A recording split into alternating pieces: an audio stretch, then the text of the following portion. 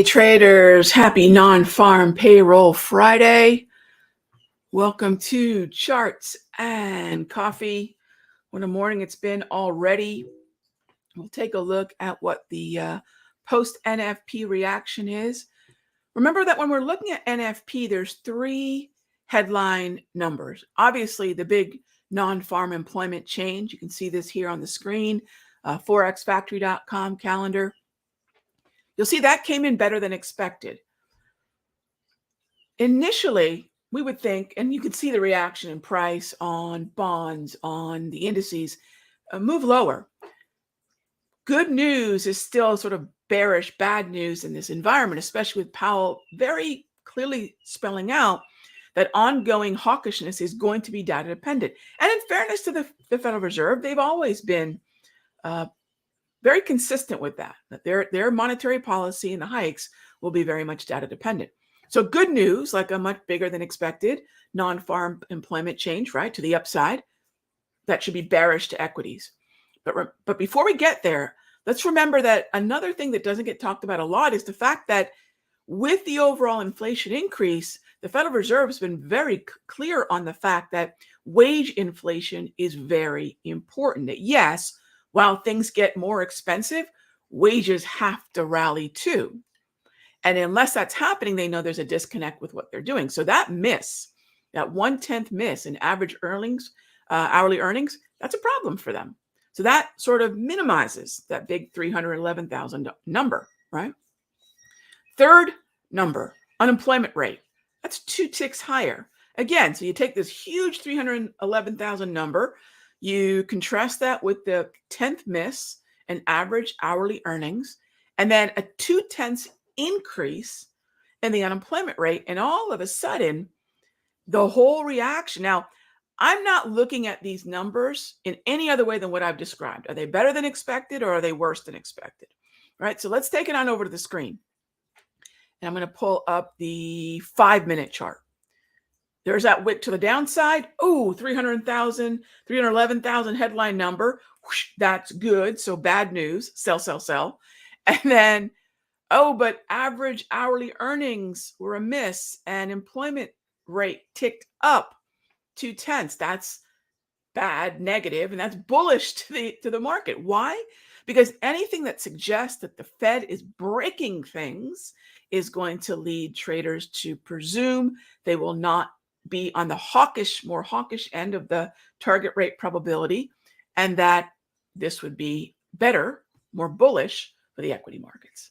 And ultimately, you can see here, we're pretty much up. It's very much a mixed bag. I think the most troubling things for bulls would be the fact that yields moved higher and then just basically moved back down to where they were before the hot zone. So that's probably a little troubling, but let's also contrast that with the fact that, let's not look at just the last, 6, 7 candles. Let's look at the daily candle, which you'll see at the right over here. And you can see here, we are up, overall up from yesterday's close, from yesterday's high. We are in the upper, third of the range. So this is overall lower yields. So while we see a lot of volatility on this 5-minute, when I kind of squeeze in a whole lot more data, taking us to, say, 7, 8 p.m. yesterday, Thursday evening, you see we're overall up. So don't take the move of non-farm out of context. Bond yields are indeed lower. And then what else do we want to see with that? We want to see the dollars lower. Easiest way to do that, pull up the 6E. What's the general direction of the 6E? Up, right? You can see that there. General direction of the 6E is up. Big gap, right? Let me look at this. So what does that mean? That means the dollar is down. The best way to understand what's happening with the US dollar is to look at the single currency that is by far the most heavily weighted within the dollar index basket, right? It's not the dollar, it's a dollar basket. And you'll see the euro, which is 58% of that basket, is up. That sends the dollar down. This is very much primed for a risk appetite kind of day. And yes, with financials rocking the S&P and the Dow yesterday, with very much when you look at something like that, there's a couple things that happened here. I got a lot of questions. What happened in financials?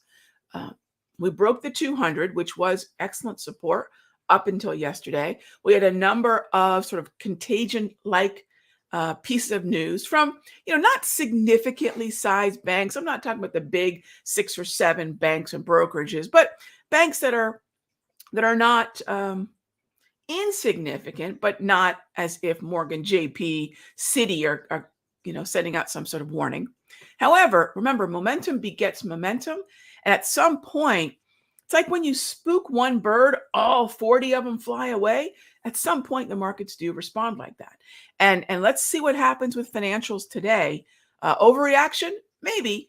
But here's what I do know. Rather than kind of guessing at what financials are going to do next, remember what financials are going to disproportionately affect. Aside, of course, from bank stocks, they're going to disproportionately affect where they're heavily weighted. Dow, S&P. What does not give a rip about financials? By the way, the Russell is heavily weighted with regional banks. That's the KRE. Keep an eye on the Russell too. But what index does not give a rip about banks? The NAS, right? So tech, semiconductors, consumer discretionary. Let's keep our focus there. All right. With that being said, hey there, Ann. Thank you. Your last webinar was a graduate class in trading. You're very kind. I really appreciate it. Yeah, we do try to make sure those webinars have a lot of tips and tactics, and they reflect what I'm doing currently that's working in the market. And speaking of that, and thank you, Ann. Speaking of that, gang, the tech session, which is going to be recorded, so if you can't make it, don't worry about it. But the tech session is today. The, as I like to call it, the how do you make your charts look like Raghee session is today. Class is tomorrow, 1 p.m. So you can absolutely still sign up. Join me, get the amazing deal on the DPMRs.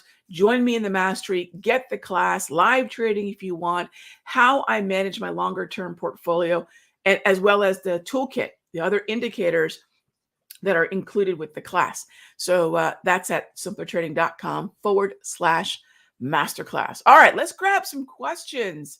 After all, that is what our charts and well, look, this is caffeinate and dominate time, but yeah, let's grab some questions, shall we? All right, first up, hey there, Rick. Really enjoying your content. I appreciate it. I appreciate the time. Is there a bullish or bearish difference in the Darvis box colors, yellow or magenta? Sure. So when you're looking at the Darvis, it doesn't matter what time frame you're looking at it. For those of you that are not aware of what the Darvis 2.0 or 3.0 are, the 2.0 is a free version available on TradingView. I make it available to Simpler members. It's a free tool that allows traders to see automated support and resistance. This is based on, not exactly, but based on the work of Nicholas Darvis.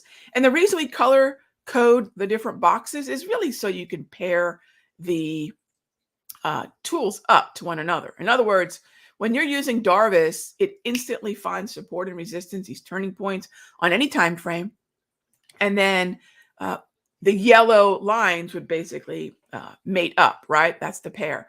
And then the purple lines would, again, mate up. That's the pair. Now, the order in which the pattern, the price pattern occurs within the formation, the Darvis box is the formation, the price patterns rely on minor highs and minor lows. If we get a minor low first, I guess you can consider it sort of a bearish box, but I don't look at it that way at all. If it's a minor low that starts the box off, it's purple. If it's a minor high, it's yellow. Frankly, the colors are almost irrelevant. We just needed to have some sort of contrast so we knew which pair of lines form the box, because obviously, as you can see, I ditched the sides of the box because in all due respect to Darvis, I don't want to cover up the wicks of my candles. So that's why we ditched the box and turned them into basically Darvis channels, right? So that's the way that works. It's really more for visual clarity. All right, next up is, let's see here. Hey there, Rick. Gold. Yeah, let's take a look at gold. I will tell you what, Rick, I've been steering clear of gold for a couple of reasons. One, it was kicking my butt straight up, right? If I cannot look back on a certain sample size of data for a symbol or for a strategy or for a time frame and have a minimum win rate, I'm not gonna go forward with that symbol until I can see the clarity that I need, the clarity that suggests higher probability trades for me. I will put it on the do not trade list. We have a watch list, right? We have a do not watch list, if you will.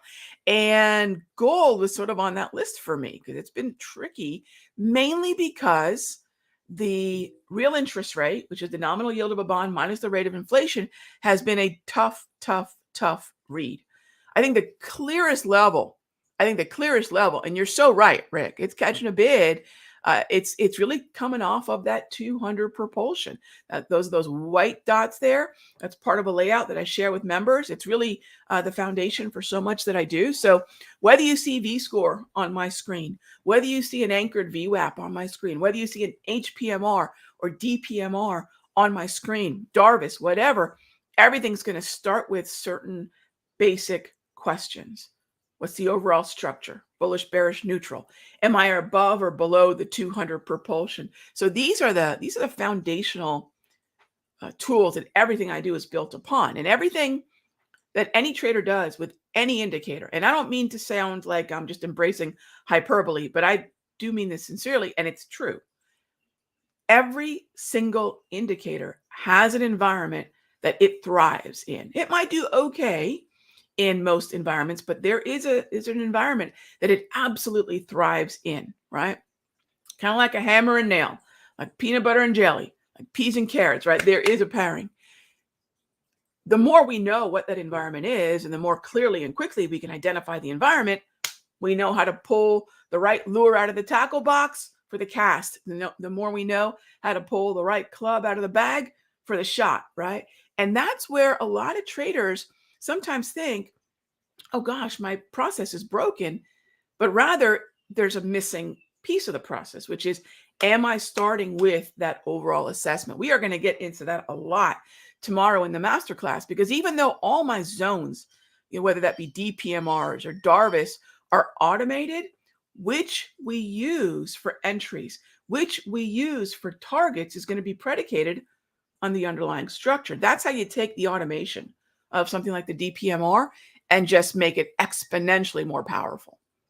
I love what that 200 means, Rick, and it might be time to start taking that level really seriously.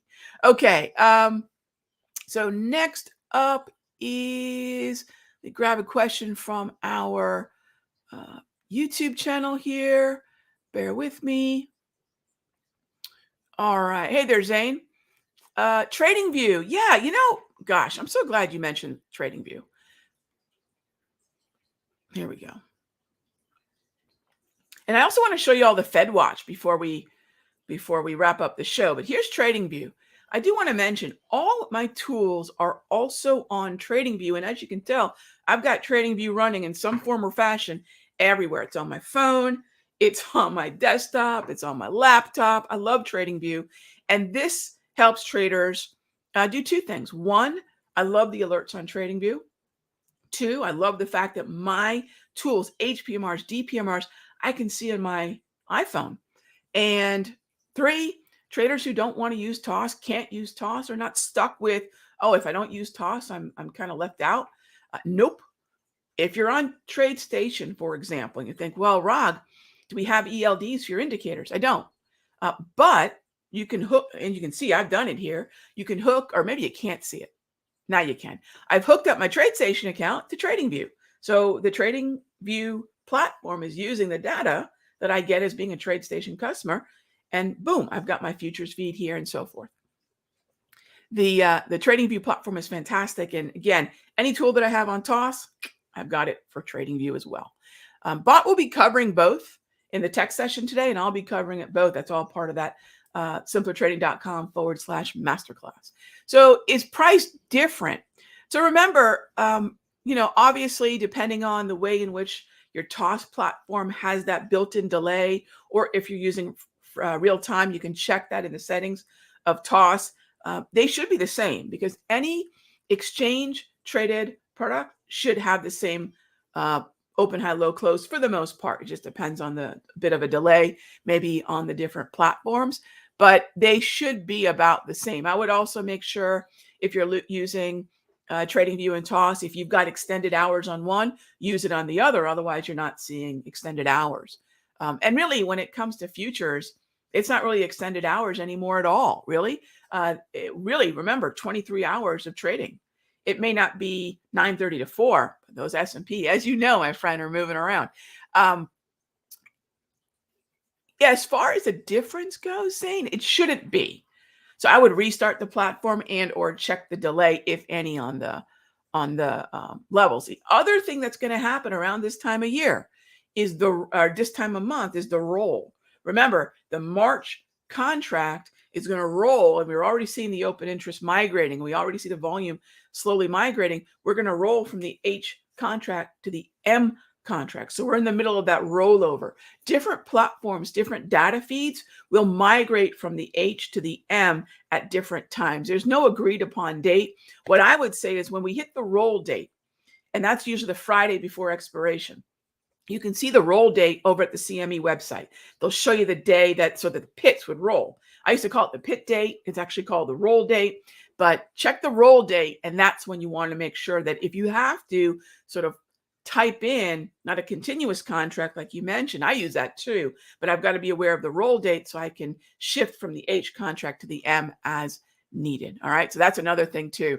Sergio says, I'm ready for Saturday. Sergio, I cannot wait. Yeah, I'm definitely, we're beefing up the slides with more recent examples and what's happening right now. And yeah, cannot wait. Super, super stoked. All right. Next up is, can we check AMD and Caterpillar? Yeah, absolutely. Let's take a look at that right now. So here's AMD, and let's see here. So AMD is trying to organize into an uptrend, Rafael. I would say that I'd rather be a buyer in AMD on the daily, and that means the gray zones are in play. Notice, by the way, gray zone support, gray zone support. If we hit that gray zone again today, support. So I would be a buyer of the volatility support in AMD. As far as the day trader goes, I would also be bullish from a day trading perspective. And if you want to do a short-term swing trade, let's look at the 1 hour. 1 hour is also looking very buyable. Neutral market, slow stochastic setup. This could be an interesting one, gang. So I would look at AMD to the upside. The other is Caterpillar. Caterpillar is, be careful on the 1 hour. We're still in very much a downtrend, but let's take a look here at the daily. What's up with Cat? Let's give Cat a moment to simmer down after yesterday's large candle. Yes, we're in the DPMR, but let's see if we can't get a minor low or inside candle today, and that frees us up to look for a setup on Monday or Tuesday. So I would say if we're looking longer term time frame, 1 hour daily for a short term swing trade, overnight exposure, a few days to a week or more of follow through. Let's give Cat a minute to see if we can't attract some buyers. Then we'll see what happens on Monday or Tuesday for that potential move back higher. I mentioned we take a look at the Fed Watch tool. Let's do that because this is the way to understand macro. Remember, gang, the only reason we're all watching non-farm or watching GDP or JOLTS or CPI or PCE, all that alphabet soup of data releases, these hot zones.